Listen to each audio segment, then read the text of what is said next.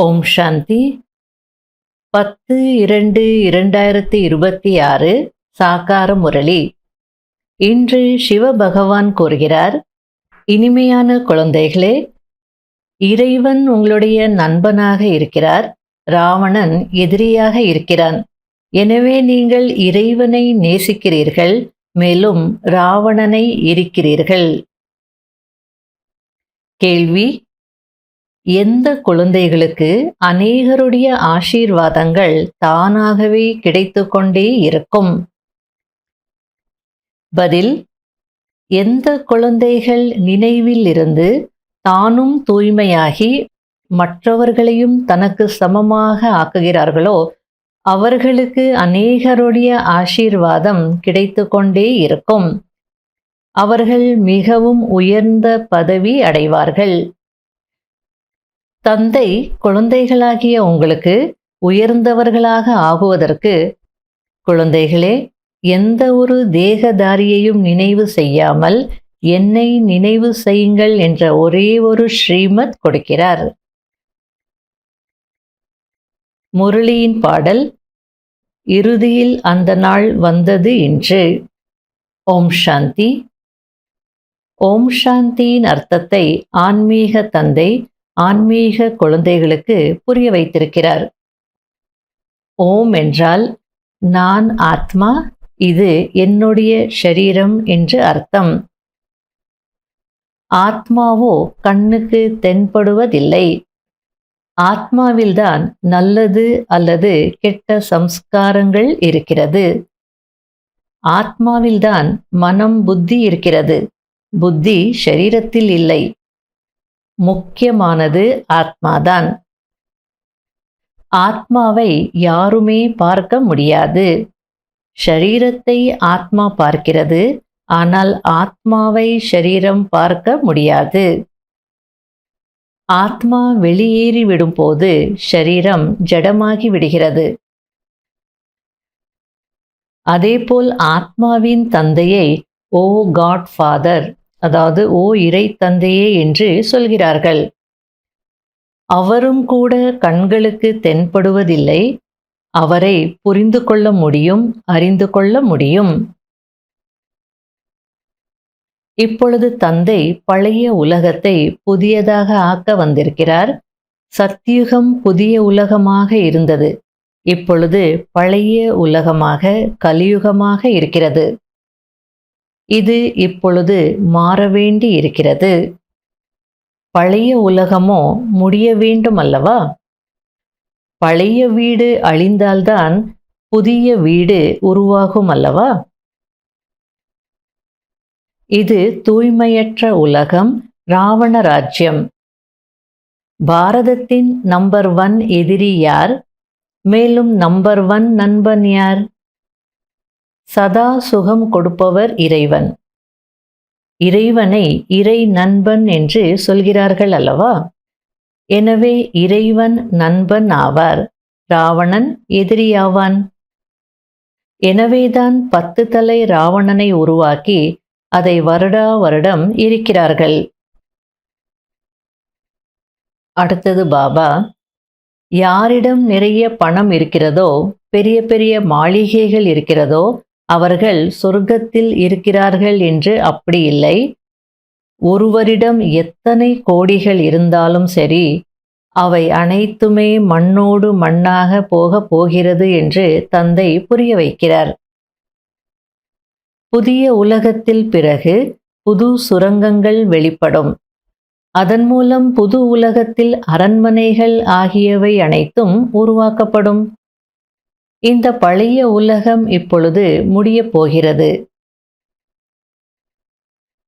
மனிதர்கள் பக்தி செய்வதே சத்கதிக்காகத்தான். எங்களை தூய்மையாக ஆக்குங்கள், நாங்கள் விகாரியாகிவிட்டோம் என்கிறார்கள். இப்பொழுது நீங்கள் தூய்மை ஆகுங்கள் என்று தந்தை கூறுகிறார்.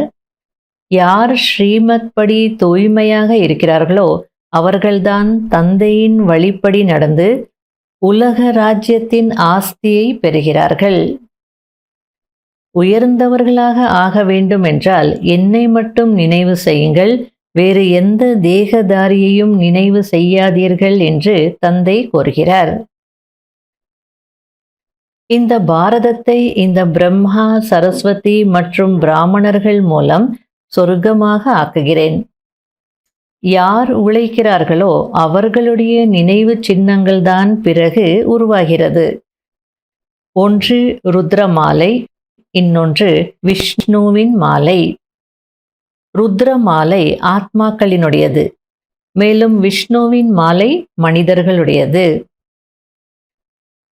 ஆத்மாக்கள் இருக்கக்கூடிய இடம் அந்த நிராகார பரந்தாமம் ஆகும். அதற்கு பிரம்மாண்டம் என்று சொல்கிறார்கள்.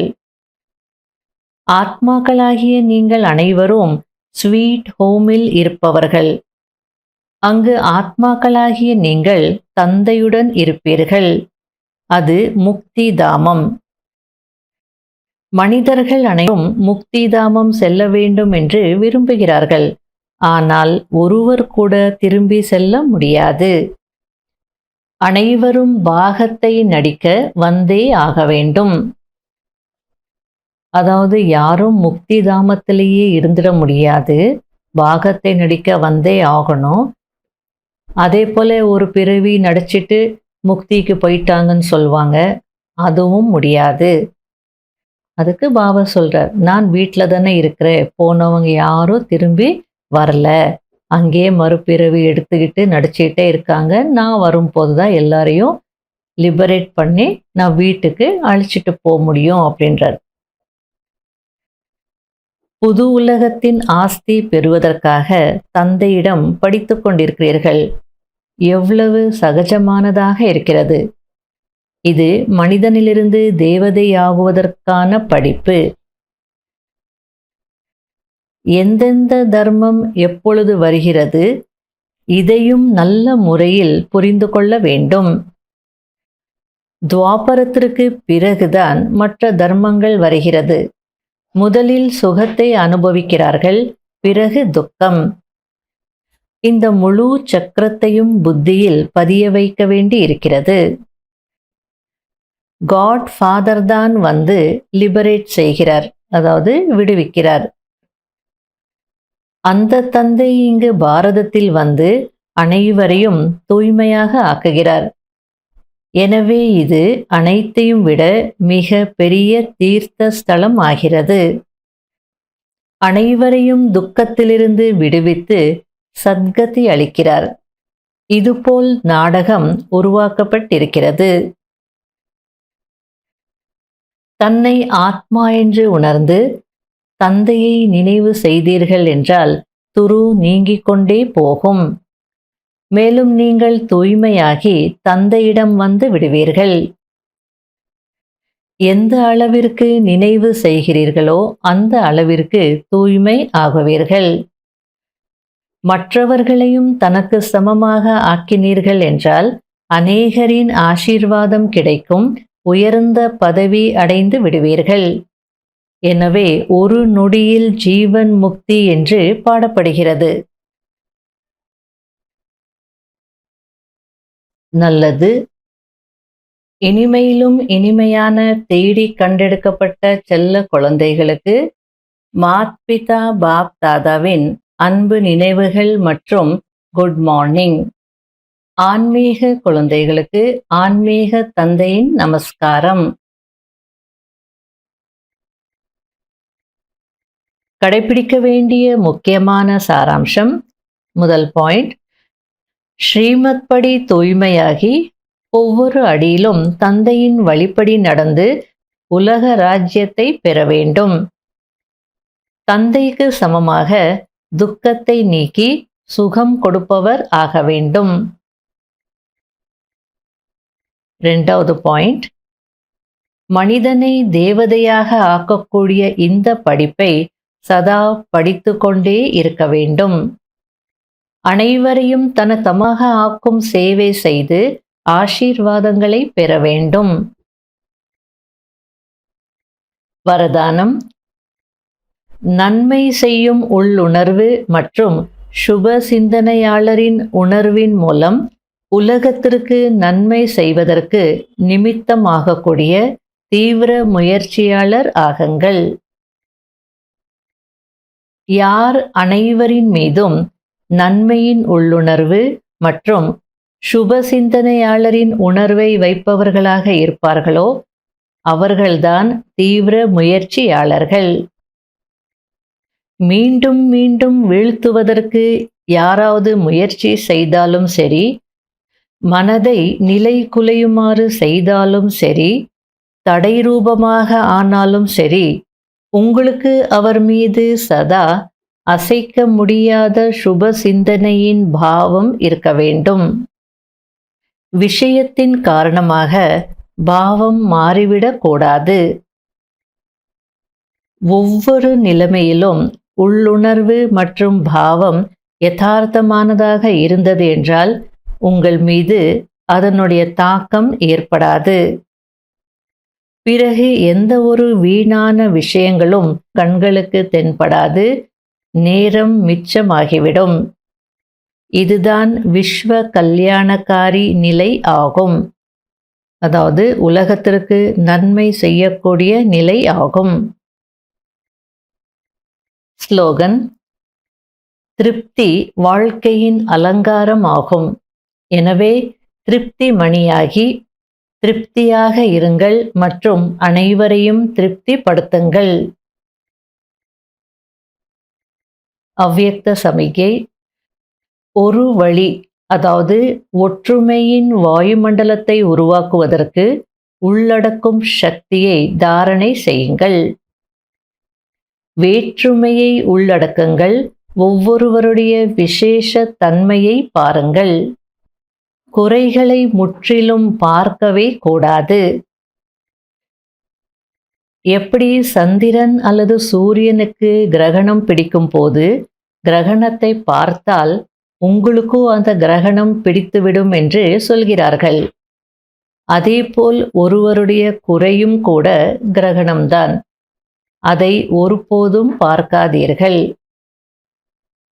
பொதுவாக சொல்லுவாங்க இல்லையா, சூரிய கிரகணமாக இருந்தாலோ சந்திர கிரகணமாக இருந்தாலோ அந்த கிரகணத்தை பார்த்தா கெடுதல் நடக்கும் அப்படின்னு சொல்லுவாங்க. அந்த குறிப்பிட்ட ராசிக்காரங்களுக்கு கெடுதல் நடக்கும் அப்படின்னு சொல்லுவாங்க. அதுக்கு பாபா புரிய வச்சிட்டு இருக்கிறார். மற்றவங்களுக்குள்ள ஏதோ ஒரு குறை இருக்குன்னா அதுவும் கிரகணம் போலதான். அதை பார்த்தீங்கன்னா அந்த கிரகணம் உங்களை பிடிச்சிடும், அந்த குறை உங்களுக்குள்ள வந்துடும். ஆகையால யாருடைய கிரகணத்தையும் பார்க்காதீங்க அப்படின்னு சொல்றார்.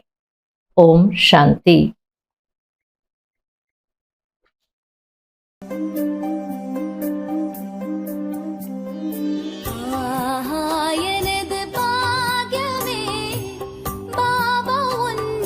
கிடைத்ததே எனது பாக்யமே, பாபா உன் அன்பு கிடைத்ததே. கடலே கடலே